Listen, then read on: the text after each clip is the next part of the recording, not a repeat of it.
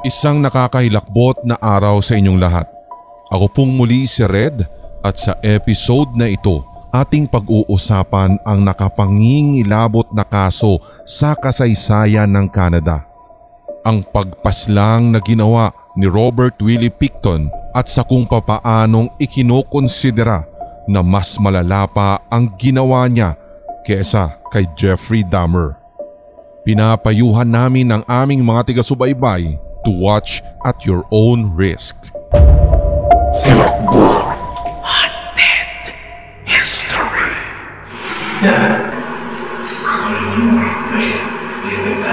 Big flash.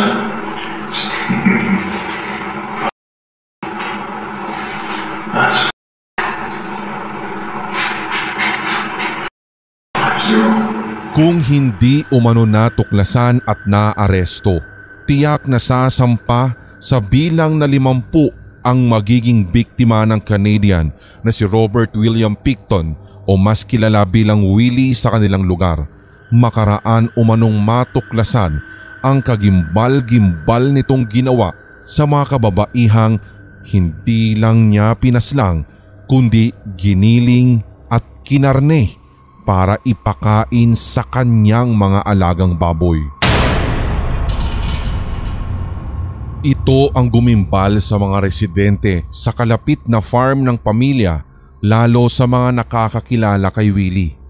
Taliwas umano kasi ito sa pagkakakilanlan nila sa lalaki bilang isang tahimik, simple, hindi manginginom o kaya naman ay abusado sa mga ipinagbabawal na gamot at higit sa lahat, masisipag na pig farmers sa kanilang lugar.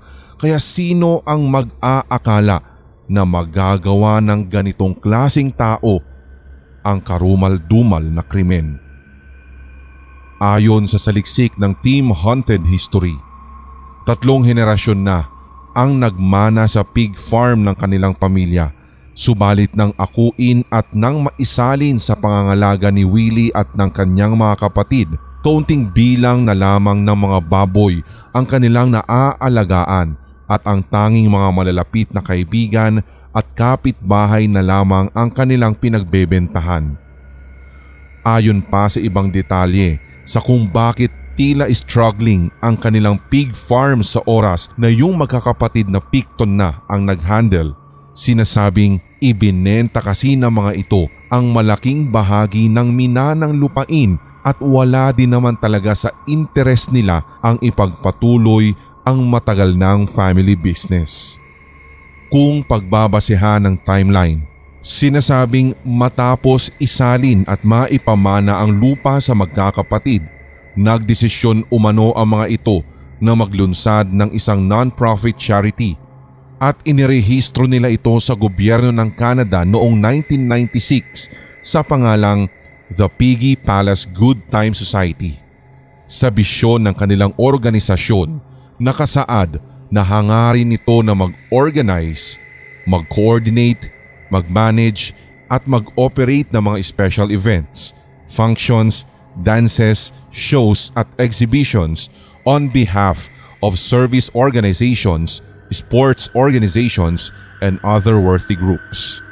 Dahil sa tila hindi nakontrol at nasunod ang pinakamisyon ng kanilang organisasyon, nagkaroon ito ng mga serye ng rave parties at naging avenue pa nga para makahikayat ng mga partygoers at maging band members na dumadalo sa substance abuse at gumagawa na ng kahalayan.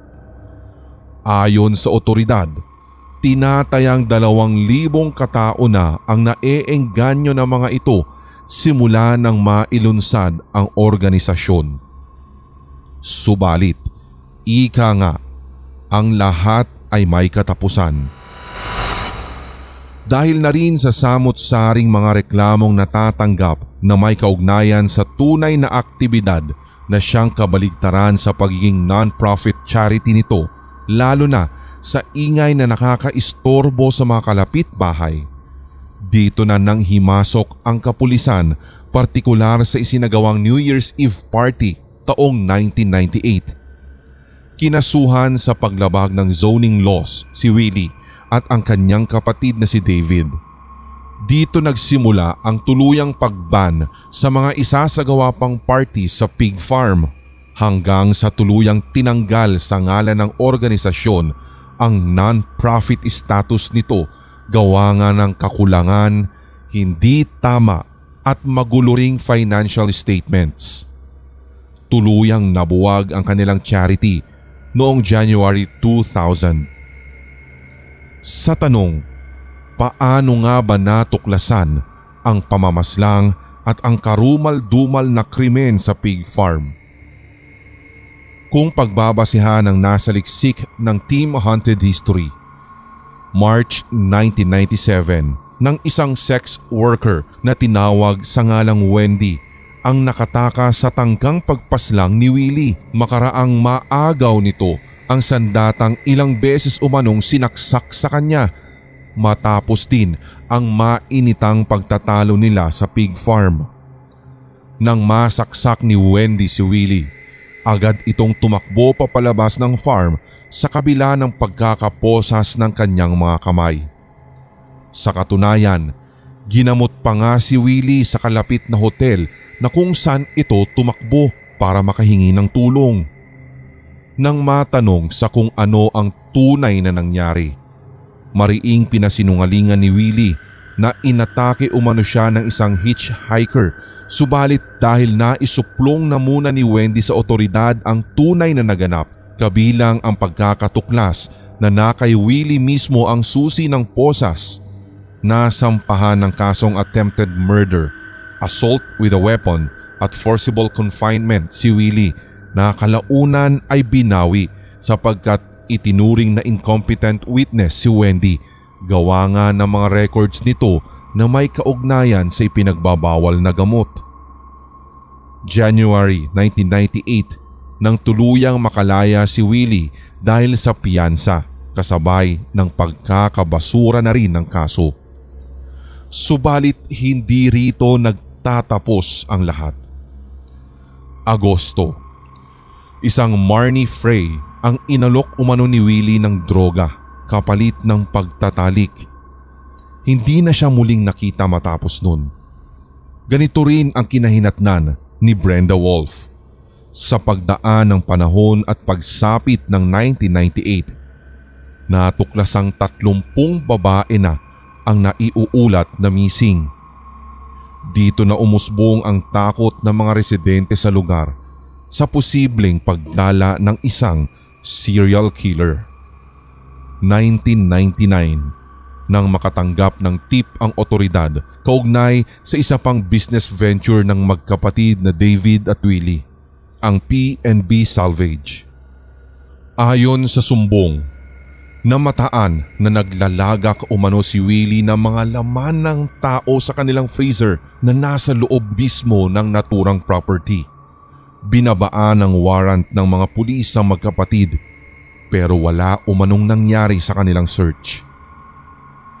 Sa karagdagang pagsasaliksik ng Team Haunted History, isa ring kaibigan ni Willie na nakilala sa pangalang Lynn Ellingson ang isa rin sa saksi sa mga ginagawang pamamaslang ng kanyang kaibigan at ito ay naganap nang minsang manatili siya sa farm ng mga pikton ng ilang buwan. Ayon sa kanyang testimonya, nagising na lamang siya isang gabi makalipas ang pagiging high. Dito, napansin niya ang ilaw na nanggagaling sa slaughterhouse. Dahil sa kanyang kuryosidad, tinungo nito ang lugar at dito nga kanyang nakita ang bagong katay na noong una ay akala niya'y baboy, kundi katawan pala ng isang babae at ito ay ang nawawalang si Georgina Papin. Base sa deskripsyon ni Ellingson, kalat sa ibabaw ng lamesa ang ibang putol na bahagi ng katawan ni Papin habang ang torso nito ay nakabitin na animoy kinatay na baboy. Nagtama pa daw ang paningin ni Willie at Lynn at dito na umano tumakbo papalayo ang babae. Pero hindi na umano ito nagsumbong sa pulisya. Sa itinakbo ng kasong ito, maliwanag na naitatago ng husto ni Willie ang kanyang ginagawang krimen sa mata ng otoridad. Ibilang pa ang tila kawalang interes ng kapulisan para sana'y maimbestigahan ng mga kaganapan. Bukod pa ang mga saksi na kung hindi nagsumbong ay hindi pinaniniwalaan dahil sa ikangay bad record. Isa rin sa tinitingnan na anggulo ng mga usapan sa Reddit ay ang katotohanang karamihan sa mga nawawala ay mga babaeng nagbebenta ng panandaliang aliw kung kaya't itinuturing silang lower class ng panahong iyon. Dahilan para hindi gaanong pagtuunan ng pansin ang missing cases na involve ang mga naturang kababaihan. Isa rin sa nagpahirap upang mainguso si Willie ay ang mga katawan ng biktima na hindi na rin natatagpuan. Sinasabing isinisilid ni Willie ang mga ito sa mga malalaking barrels at dinadala sa West Coast Reduction o Waste Collection. Dahil sa takot na bumabalot sa komunidad dulot ng mga serye ng mga nawawalang kababaihan, nahirapan umano si Willie na mag-uwi ng mga babae sa kanilang farm kaya ang naisip nito ay mag-imbita na lamang ng mga babaeng kaibigan upang manghikayat sa mga women's shelters para magtungo sa inilunsad niyang Go Party with Uncle Willie. Pumalo pa sa 62 missing women ang naitala ng otoridad sa pagsampa ng taong 2001. 4 na buwan makaraan nito, sineryoso na ng kapulisan ang kaso dahilan para bumuo ang mga ito ng Missing Women's Task Force at nag-alok ng $100,000 reward sa makapagbibigay ng impormasyon na siyang makatutulong sa pag-aresto ng salarin. Sa katunayan, bumaha ng tip ang kapulisan ilang araw matapos mailunsad ang task force. Karaniwan nga sa mga sumbong ay naglalaman ng mga salitang pig farmer hanggang sa lumutang ang pangalan ni Willie sa listahan ng mga suspect. Nasa kote si Willie dahil sa pagtatago ng illegal firearms, subalit agad itong ipinatigil dahil sa bagong warrant na may kaugnayan sa mga missing women. Nakapagpiyansa si Willie sa weapons charge, subalit nananatili sa kustodiya ng mga pulis. Hindi pa umano siya pinayagang makabalik sa kanyang pig farm hanggang sa tuluyang matapos ang search na isinagawa ng otoridad sa kanyang property. Dito na nga natuklasan ng mga investigador mula sa camper's van ang nagkalat na pulang likido at napag-alamang kay Mona Lee Wilson ito base sa masusing investigasyon. Ang mas nakakahilakbot pa ay hindi na natagpuan ang buong katawan ni Wilson bagkus ang kanyang utak, ilang hibla ng buhok at hating bungo na lamang na nilagari ang natagpuan sa isang metal trash bin sa labas ng camper's van. Bukod rito, ang natagpuang mga pugot na ulo, kamay, putol na paa at ito ay kina Andrea Jonesbury at Serena Abbott's Way na nakasilid pa sa magkakahiwalay na buckets. Base sa investigasyon, nakatulong ang mga duguang kasuotan, jawbones, ngipin at maging ang DNA na nagkalat sa pig farm upang tukuyin ang identity ng 33 iba't ibang babaeng biktima. Nakita rin ang isang magnum round, pares na mga posas, night vision goggles, revolver na may dildo, rehinggilya na naglalaman ng asul na likido at mga larawan ng mga pinagpira-pirasong katawan ng mga biktima habang nakasilid pa sa basurahan. Sa tala, aabot sa 200,000 na DNA samples at 600,000 exhibits ang nakalap ng mga investigador. Napilitan pa ngang gumamit ng heavy equipment ang mga forensic experts upang ma-filter mula sa mga ebidensya ang 300,000 cubic meters ng lupa hanggang sa sumapit ang February 22 nang muling arestuhin si Willie dahil sa 2 counts of murder charge. Isinailalim pa si Willie sa isang interogasyon subalit pinagdiin ng inosente umano siya hanggang sa nagmula na mismo sa kanyang sariling bibig nang siya ay ibalik sa selda. Tila proud pa umanong ikwento ni Willie sa isang undercover RCMP officer na target niyang gawing 50 ang kabuuang bilang ng kanyang mga pinaslang at pinagpira-piraso. Isa na nga lang daw sana kung hindi pa ito natuklasan at kung hindi dahil sa madumi niyang pagtatrabaho.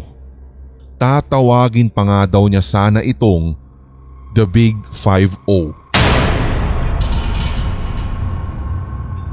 Sa pag-usad ng investigasyon, tumugma sa DNA ng mga missing women ang mga nakalap na samples sa kabuuan ng farm dahilan upang mas madiin si Willie sa 27 first degree na kasong pagpaslang.